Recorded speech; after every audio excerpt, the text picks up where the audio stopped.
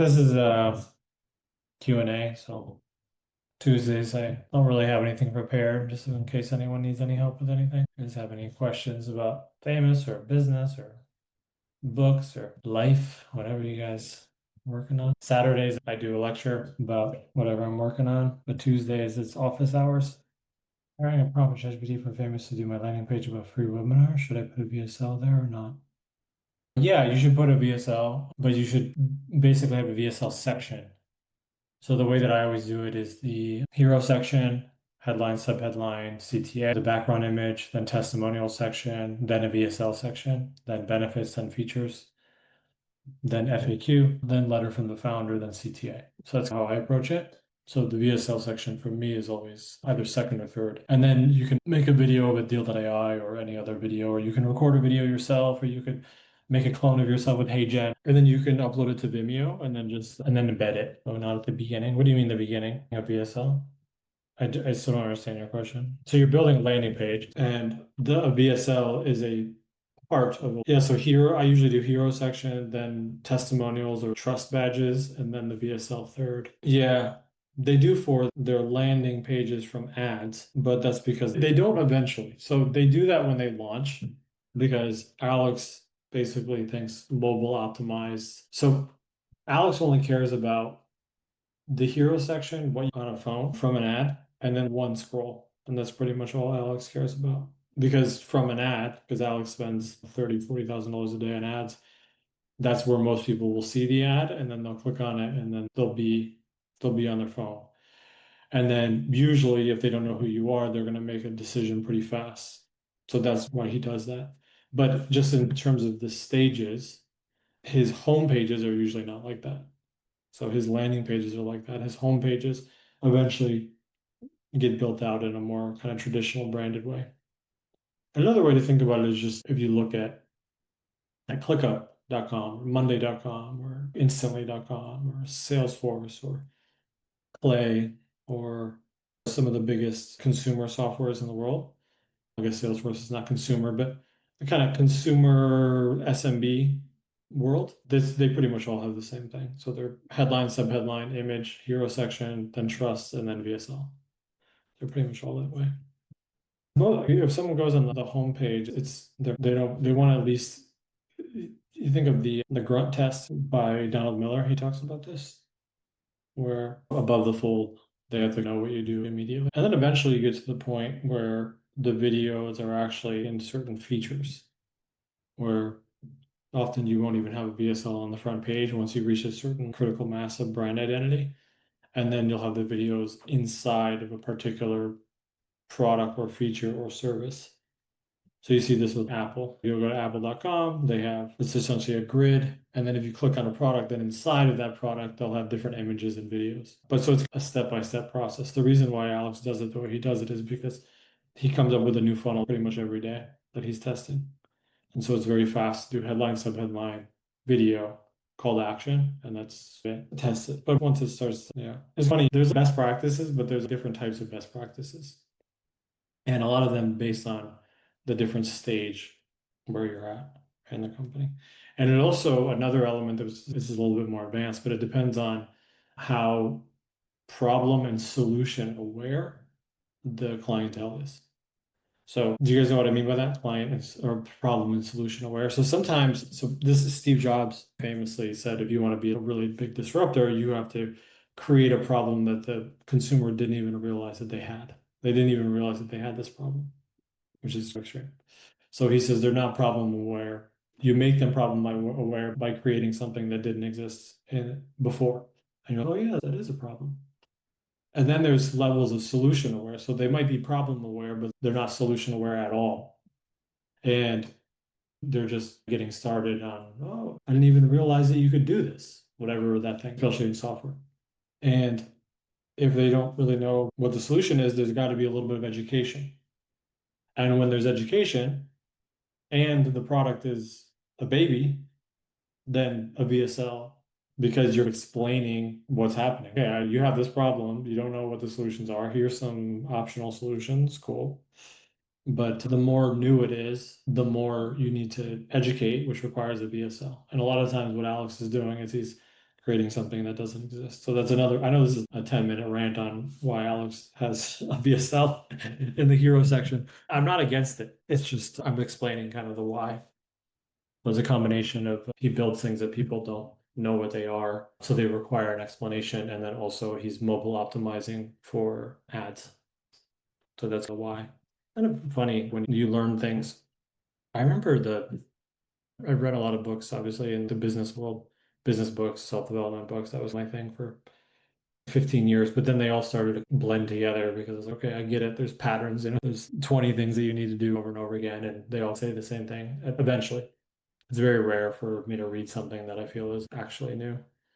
But what you do realize is that once you become advanced, you guys know the Dunning-Kruger effect. So the Dunning-Kruger effect is when you first start something, you think you're really good at it, and you think you're really smart. And then eventually over time, even though you're actually getting better because you're doing more advanced things and you're competing against people that are more advanced, you realize that you're not very good. And then you have this pit of despair where you, oh my God, I'm really bad at this. And then eventually we really do become world class. And then you're like, oh, wow, no, I'm really good at this. But it takes a lot of time. So there's this kind of pit where you're overconfident in the beginning because you're not zero. And then you actually get less and less confident. And then eventually you get really confident because the results match. So that's cool. But with software build outs and landing pages, it's funny because the patterns are there's these standard approaches. But then once you get more advanced, you realize, oh, there's a more nuanced way of approaching it. And I remember when I started disagreeing with certain copywriting frameworks, landing page frameworks, webinar frameworks, even leadership frameworks that I would read in these books. And these people are wealthier than me and more successful than me in a lot of ways, but you still can. I know why that's wrong. And usually you can notice when you're getting more advanced, when you have a good reason where you can steel man their argument, but also understand the nuance of why you think they're wrong within the context of that particular framework. Joanna, the free webinar will be introducing deal tools on White Label. What would be better to introduce a few apps or one in slower? What should be a VSL, CTA? Joanna, it depends on your avatar, actually. So this is a nuanced question, but if it's CRM and AEO funnels, for example, and social media posts for dentists or something, then you want to probably only pick 4 or 5. But if it's a business suite of tools and it's just a general white label, then you should have all of them. So it depends. It actually depends on you remember business is just what problem are you solving for whom and how do you do it uniquely? Basically, all business can be summarized in that way.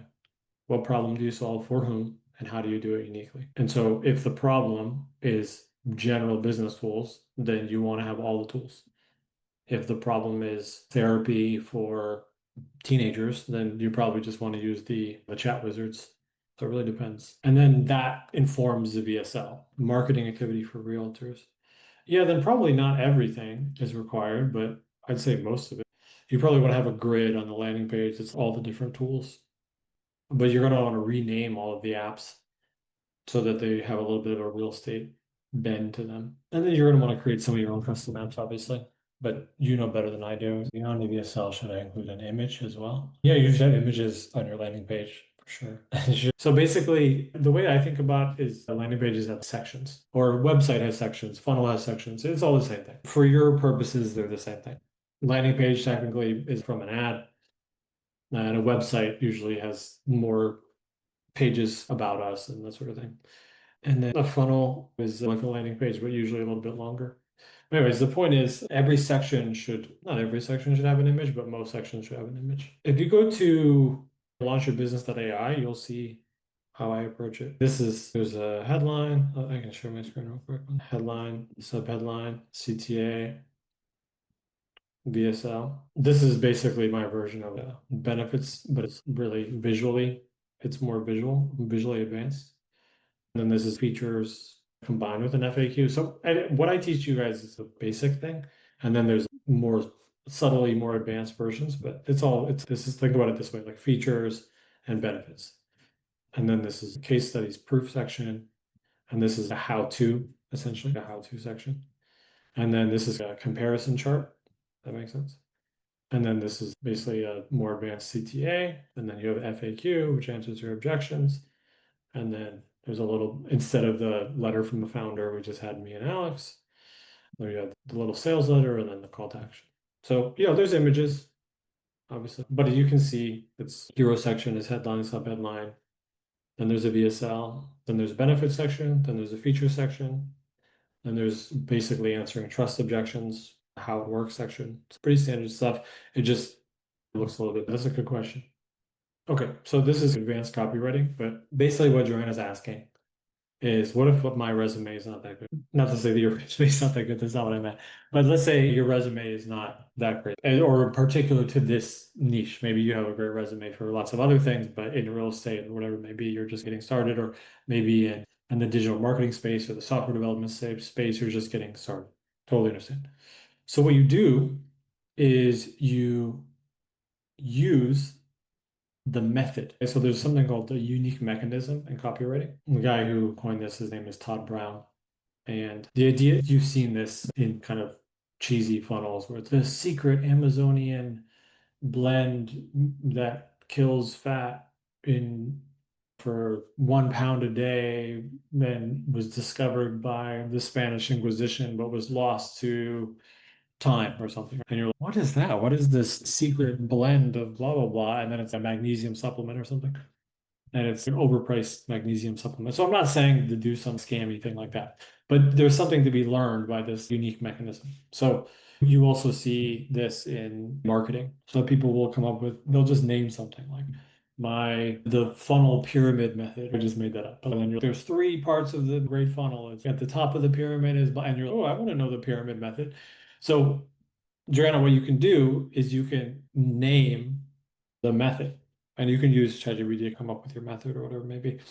And then, so one, it's less about you and it's more about this method.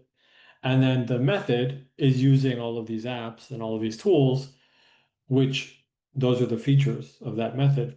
And then in that case, you are arguing for a thesis or a way of doing things. So let's say you're saying, oh, with real estate, you need to have a really nice website. And if you don't have a really nice website, AEO funnels or something, then, and you don't show up on AI engines, then you're not going to do well. That's one of your arguments, let's say. So if that's one of your arguments, then you can quote Forbes or you can quote Sam Altman or you can quote some other marketer. And so you're using their clout, their method, and saying, I do the same thing as Warren Buffett. I do the same thing as Sam Altman. I do the same thing as Jeff Bezos. Or this is what Russell Brunson says. And so people that know this other person, if you're using their method, then it's not about you, it's about that person. And so you're still getting that authority. You have to be careful about having their face on it as if it's an endorsement. So definitely don't do that. But you can use a quote from them, or you can use their face, but you just have to be careful about making it obvious that they support this method, not necessarily that they support your product. This is what happens to professors. Actually, I went to the University of Michigan. I think I went to 2 office hours. And now in hindsight, I think about it. I'm like, oh my God, what an idiot. How stupid was I? I was so stupid. Because when you're in college, you're just young, and so you just have no wisdom about what is important. And when I was in college, I was just survive, maybe learn a little bit, learn how to be an adult, pay my bills, try to pay tuition. It was more kind of survival, meet my wife, that kind of stuff. I feel like it's not really about the education nearly as much. But if it was about the education, I'm like, man, I have access to all these high-level people. I should have gone to their office hours because the time that I did go to the office hours, there was no one there. And you're like, oh, there's this professor that's been doing this thing for 20 years, and you can have a one-on-one conversation with them. And I just never took advantage of it. It's very stupid. So you guys are really smart for being on here. Cool. Well, we'll leave it at that, guys. I'll see you on Saturday. I'll have a nice little lesson for you guys. Okay. Have a good day. Cheers.